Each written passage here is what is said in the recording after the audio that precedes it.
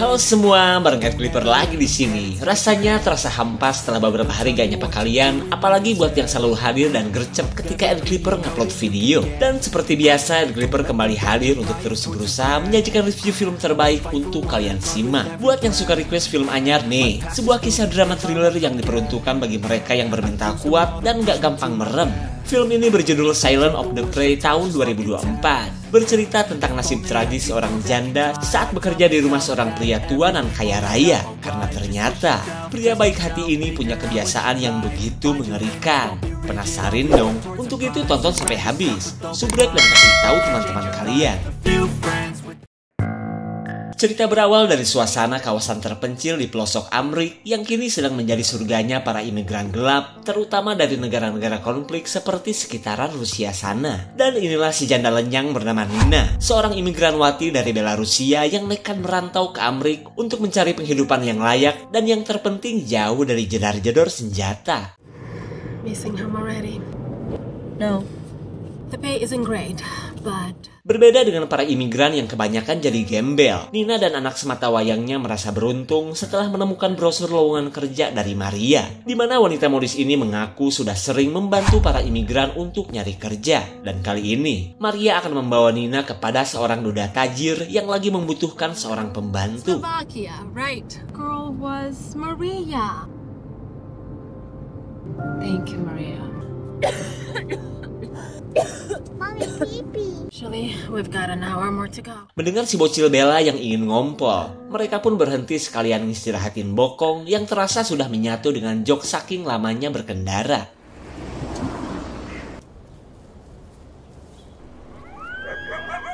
Nina terlihat ketakutan saat mendengar teriakan orang-orang dari kejauhan. Lalu ia bergegas kembali ke mobil, khawatir orang-orang tersebut adalah suku pedalaman atau kanibil yang lagi nyari makan.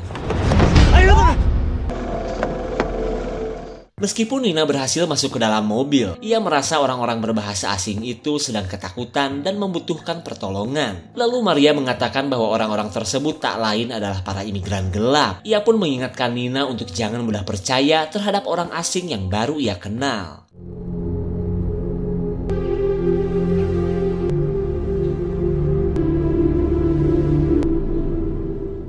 Sampailah Nina di rumah besar calon majikannya yang terbilang jauh dari hingar-bingar kota. Yes, you can. How's the drive up? Uneventful, I hope? It's Nina. Please, you must be tired and hungry. Nina benar-benar senang saat disambut baik oleh pria bernama Luther ini. Apalagi mulai dari sekarang ia gak akan tidur di pom lagi seperti sebelumnya. Tapi tak lama kemudian, Luther terlihat kurang berminat mengetahui Nina membawa seorang anak ke rumahnya. Mau kerja, apa mau numpang ngurus anak? Lalu Nina nyebutin skillnya yang jago masak dan bisa bekerja dengan baik meskipun membawa anaknya. Tak sampai di situ, Maria pun turut memohon agar Nina bisa tetap bekerja di rumah ini. Mengingat Nina adalah seorang imigran tak berdokumen yang lagi butuh-butuhnya tempat untuk bernaung. I'm sorry. Akhirnya Luther menerima Nina sebagai pembantu di rumahnya. Nina pun merasa senang. Apalagi pria tua ini terlihat menyukai anaknya juga. Bye, Mary. Thank you so I'll show you the house. Hunting and catching. All these animals. Meskipun pria tua ini kadang aneh, Nina bisa melihat bahwa Luther begitu ramah saat berbicara dengannya. Kemudian Luther menceritakan jika ia memang doyan berburu, karena sudah menjadi tradisi para leluhurnya. Bahkan untuk menjaga kehidupannya dari pengaruh luar, ia tidak memasang wifi atau telepon meskipun di daerah ini susah sinyal. Should we continue? Come. Setibanya di kamar, Luther menceritakan sosok kakek buyutnya yang merupakan salah satu penduduk pertama yang tinggal di daerah ini. Bahkan untuk melestarikan tradisi keluarga, sampai saat ini Luther selalu mengadakan ritual tahunan sebagai rasa syukur atas melimpahnya sumber makanan di daerah ini. Lalu setelah ngocoblak ngebacot gibahin leluhur, Luther berharap Nina betah dan menganggap rumah ini sebagai rumah Nina juga. Thank you.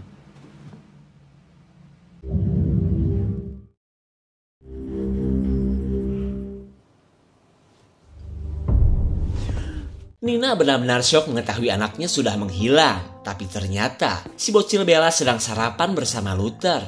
Wah, Nina benar-benar malu akibat kecapean OTW dan keasikan tidur. Ia jadi kebablasan seperti ini. Tapi untungnya Luther bisa mengerti. Meskipun hari pertama Nina bekerja malah terkesan numpang hidup doang. What shall we say to Luther? Family traditions. Well, aside from the usual, like my mom used to say. Mendengar suara gedebruk dari dalam basement, Luther berkata jika itu cuma seekor rakun hasil buruannya. Ia pun mengingatkan Nina untuk jangan coba-coba masuk kalau mau masih bekerja di rumahnya. Have you always lived here alone? Never married? Nina kembali terpukau oleh pribadi pria tua ini yang memilih hidup sendiri daripada kawin lagi setelah istrinya meninggoy. Lalu Luther menunjukkan gudang tempatnya mengolah hasil buruan yang tidak boleh dimasuki oleh Nina.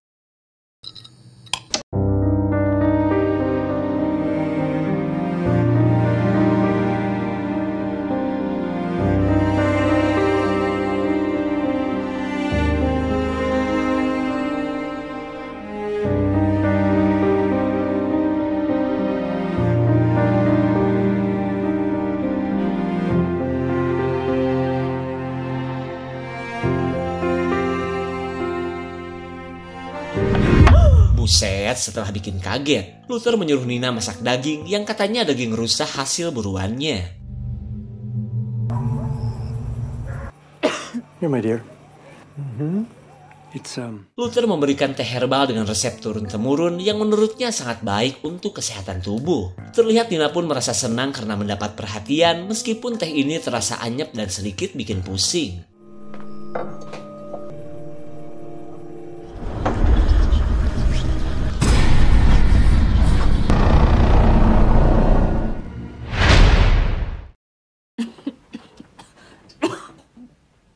Here.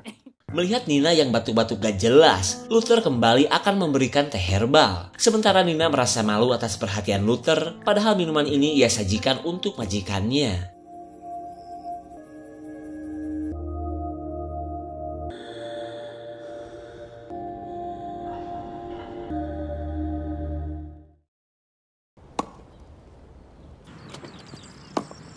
Di keesokan paginya, Luther yang akan pergi ke kota baru tahu ternyata Nina terbilang wanita strong untuk nyuluh menyiapkan kayu bakar. Lalu ketika Luther sudah pergi, Nina dikagetkan oleh kedatangan orang asing yang sepertinya membawa parang.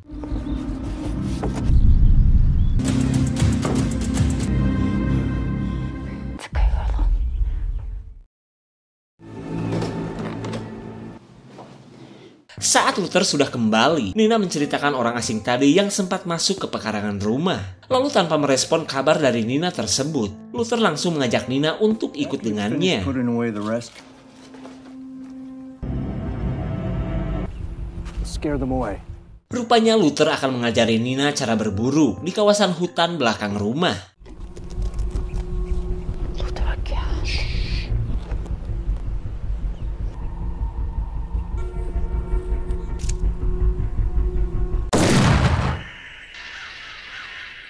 Kegagalan Nina menjadi rusa benar-benar membuat Luther kesal, karena latihan menembak ini pun sengaja dilakukan agar Nina terlatih berani untuk menghadapi orang asing seperti tadi. Kemudian Luther meluapkan kekecewaannya karena Nina malah sembunyi di rumah daripada menghabisi orang asing itu. Terlebih bagi Luther haram jadah jika sampai ada orang asing yang berani mendekati rumahnya tanpa izin. But Luther, please, wait, please for me, don't leave me here. Meskipun sikap Luther membuat Nina takut, tapi pria tua ini bisa dengan mudah kembali baik, apalagi jika sudah bermain bersama Bella. Thank you, you're so kind. Luther, look, that's the man. Melihat si orang asing kembali datang, Luther bergegas mengambil senjata. Sementara pria bernama Andres ini mengatakan jika ia lagi butuh bantuan akibat mobilnya yang sedang mogok. Ia pun berharap Nina meminjamkan telepon untuk menghubungi Kang Bengkel. Sebelum Andres dijedor Luther, Nina buru-buru menjelaskan maksud kedatangan pria asal negara Kolombia Wetan ini. Dan hingga pada akhirnya, si tua bangka pun merasa bersalah karena telah menghantam Andres pakai gagang bedil. Stranger trespasses, it's always best.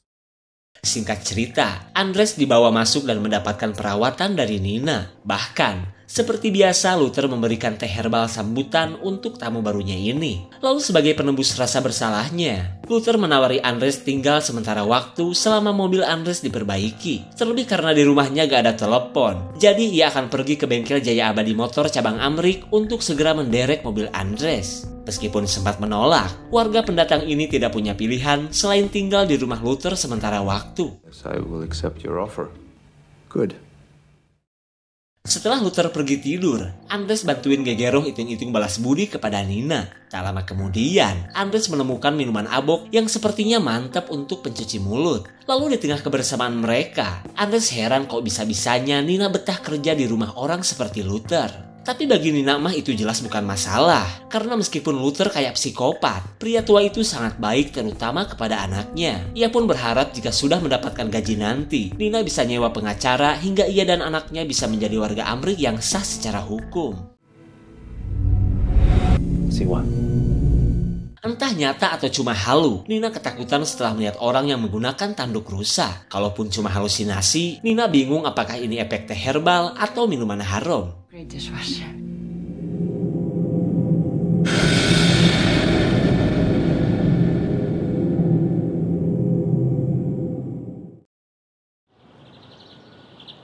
Di hari berikutnya, Nina kembali dikagetkan saat mengetahui anaknya sudah menghilang. Well, have you seen Bella? Where's Luther? Bella? Right, now look down the fence. Bella, why did Mommy tell you about running off? There's no need to worry, she's with me. Untuk kedua kalinya, Nina berhalusinasi melihat orang berpakaian aneh yang kini berjumlah 3 orang. Ia pun tidak mengerti kenapa selalu melihat sosok aneh itu terus-menerus. Namun menurut Luther itu pasti akibat efek abok-abokan semalam bersama Andres. Rupanya si tua bangke sudah tahu bahwa kedua orang ini sudah mencuri minumannya.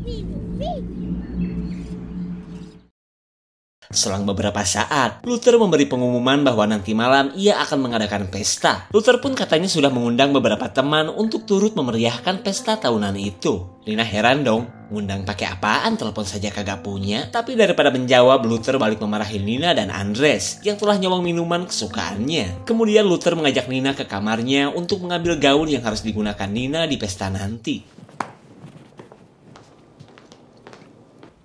Wait a minute. Don't touch that! I'm so sorry. Luther langsung marah melihat Nina ngoprek buku keramat warisan keluarganya. Sementara Nina cuma bisa meminta maaf dan berharap kemarahan Luther segera mereda. I hope you like it.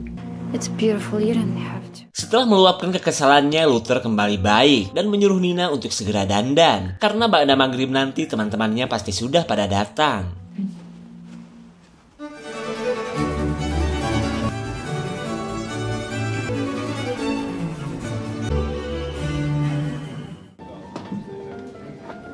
This is Nina from Belarus. Please, darling. Tibalah waktunya Nina bergabung di acara pesta yang diadakan majikannya. Luther pun dengan bangga memperkenalkan Nina yang sudah ia anggap sebagai bagian dari keluarganya. Terlihat teman-teman Luther pun menyambut baik Nina meskipun masih berstatus sebagai imigran gelap. Oh, thank you so much. Darling, how precious. Deliciousness, huh? Mendengar temannya yang tergiur dengan Bella, Luther mengingatkannya untuk jangan asal ngebacot. Sementara Nina menganggap perkataan si Ece barusan cuma candaan biasa saja. Tapi lain halnya dengan Andres. Ia merasa bahwa semua orang di sini terlihat aneh. Lalu ia mengajak Nina untuk pergi dan mending bekerja saja di tempatnya. Terlebih sebentar lagi ia akan buka cabang di daerah ini, jadi ngapain berlama-lama kerja di lingkungan yang gak jelas. Akan tetapi Nina menolak mentah-mentah tawaran Andres, karena ia sudah merasa betah tinggal bersama Luther, si duda baik hati yang menyayangi anaknya juga. So, I will choose the last. But I just wanted to let you know that. There you are. Come with me.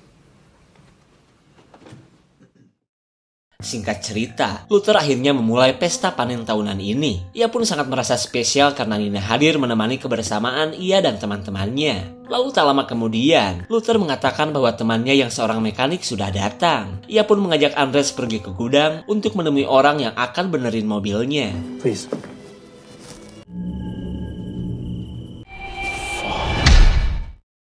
Setengah jam berlalu, Nina merasa heran karena Andres belum juga kembali. Selama itu pun teman-teman Luther seolah menghalangi Nina yang akan pergi menuju gudang. Andres? Andres? Andres? What? Without saying goodbye?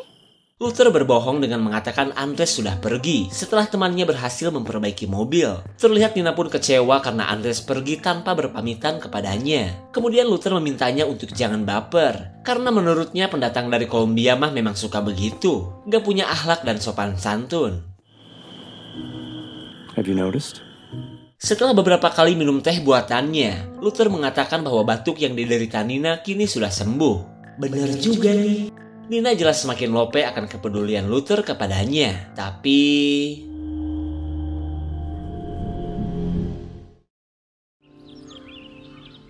di keesokan harinya, Nina merasa semakin bugar meskipun ia masih kepikiran terhadap Andres. Melihat bercak darah di depan ruang basement, Nina heran dong, ini darah apaan? Gue kan gak lagi ngemen.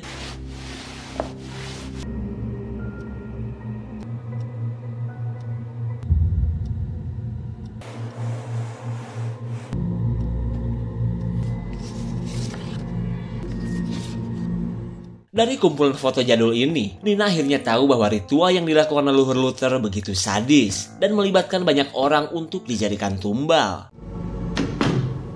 Mendengar kedatangan seseorang, Nina bergegas untuk mengeceknya. Tapi ternyata suara itu berasal dari dalam basement. Luther dengan refleks mengatakan jika ia baru saja ngurus daging rakun. Padahal Nina jelas-jelas mendengar teriakan seseorang. Hingga di keesokan harinya, Luther yang akan pergi dijadikan kesempatan oleh Nina untuk mengecek keadaan basement. Terlebih ia merasa jika suara yang kemarin begitu mirip dengan suara Andres. Andres? Dirasa dugaan Nina benar, ia bergegas untuk menyelamatkan Andres.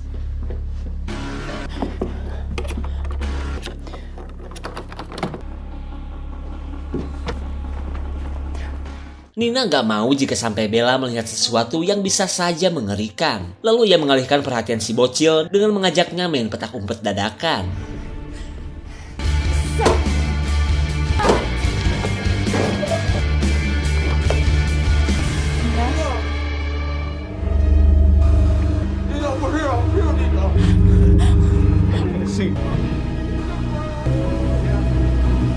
Nina benar-benar syok melihat kedua mata Andres sudah menghilang. Lalu ia segera membawa Andres kabur selagi ada kesempatan.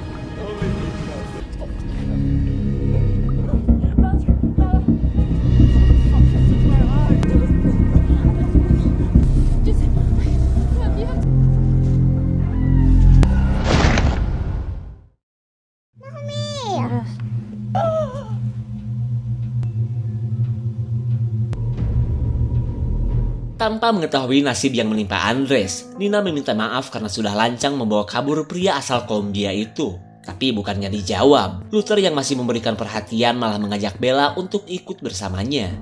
Bella! No! Bella, no! Please! Bella!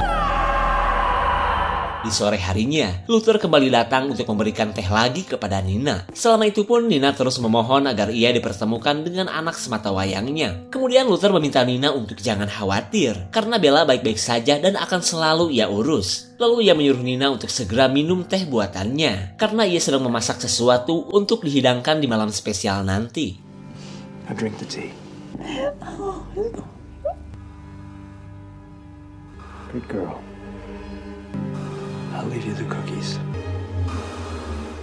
Sampailah kita di malam puncak ritual dari istilah panen raya yang selalu digaungkan Luther dan teman-temannya. Sementara yang Luther sebut sebagai teman sebenarnya tak lain adalah saudara sedulur dari keturunan sang kakek buyut. Di saat itu pula, Nina baru tahu si Cecar Maria ternyata adalah bagian dari orang-orang aneh ini. To join us. When our forefathers followed the sun overrun by heathens, Luther mengawali ritual dengan membacakan kalimat-kalimat syukur dari buku warisan keluarganya. Di buku ini pun tertulis bahwa dari dulu, nenek moyang mereka selalu terganggu oleh kehadiran para pendatang yang selalu membuat kerusakan di daerah ini. Dan yang lebih mengerikannya lagi, satu-satunya cara yang dilakukan para nenek moyang Luther adalah dengan memperlakukan para pendatang atau imigran layaknya hewan buruan.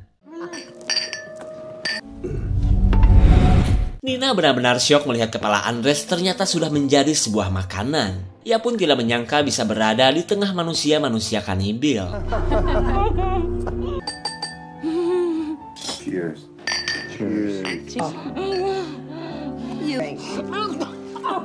Semua orang jelas merasa geleh melihat Nina muntah kejo ke baju si Ece. Kejadian ini pun membuat nafsu makan para member kanibil jadi hilang, hingga pesta pun berakhir begitu saja. Singkat cerita, Luther kecewa akan sikap Nina yang tidak bisa menjaga sikap di hadapan saudara-saudaranya. Lalu setelah mengikat Nina di ruang basement, Luther berusaha membujuk komplotannya yang mau pada pulang.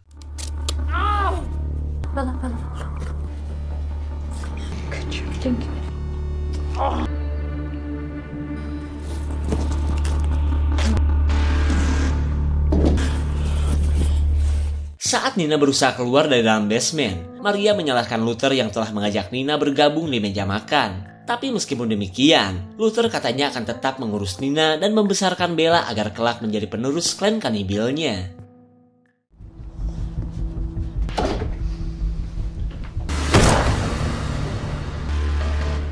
Mendengar suara tembakan, Luther dan Maria langsung keluar dari dalam gudang. Sementara Nina sedang mencari cara untuk bisa kabur secepatnya dari tempat ini. Lalu ia pergi menuju gudang berharap menemukan kunci mobil milik Luther.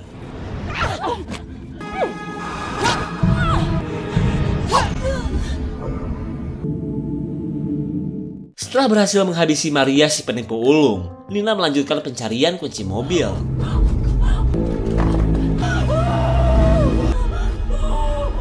Pantas saja Luther melarang Nina memasuki gudang yang ternyata tempat penyimpanan onderdil para imigran yang sudah diawetkan.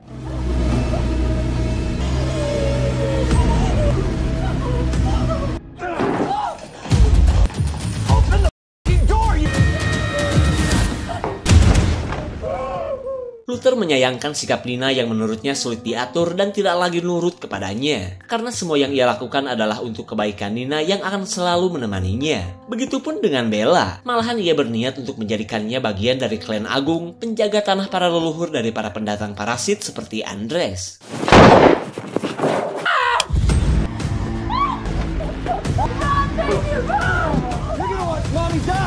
Setelah berhasil mengurung Nina, si tua bangka mencari Bella yang kabur entah kemana. Namun ia tidak sadar Nina terbilang strong untuk menjebol bufet bersistem keamanan yang murahan. Where are you? You're making pop.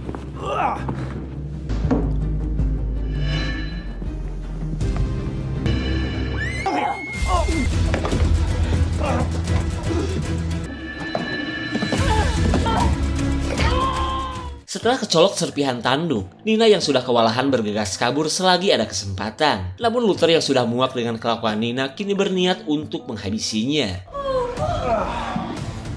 I was gonna spare your daughter.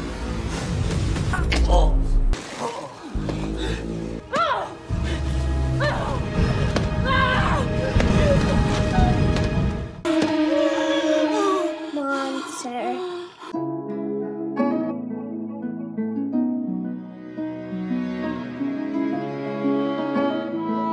Semua kekacauan ini ternyata bermula dari leluhur Luther yang berjiwa psikopat, di mana sejak dulu mereka tidak bisa berbaur dengan orang lain, apalagi dengan para pendatang yang selalu buruk di mata mereka. Bahkan Luther pun masih memegang teguh prinsip leluhurnya, agar rumah dan kehidupannya selalu terjaga dan tidak terpengaruh oleh dunia luar. Selama itu pun Luther selalu berburu para imigran gelap, terutama yang dianggap tidak beradab seperti Andres. Namun lain halnya dengan Nina, yang ia anggap baik dan layak mendampinginya. Tapi di akhir cerita, keberadaan Nina menjadi penutup kelakuan psikopat Luther bersama klan dajalnya.